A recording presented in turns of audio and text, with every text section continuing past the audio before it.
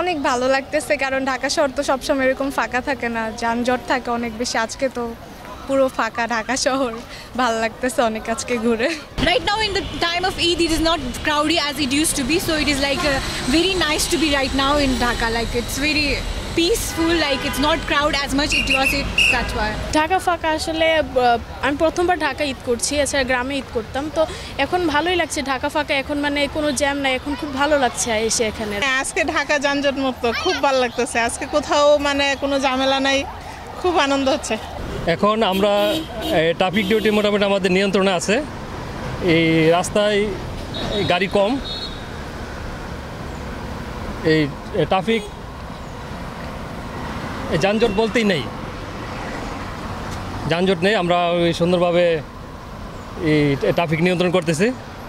ফাঁকা ফাঁকা ভালো চলার সময় ভালোই, যানজট নেই কোনো, ফ্রি যাওয়া যাচ্ছে, 10 টাকার ভাড়া 20 টাকায় দিচ্ছে, ভালোই লাগছে।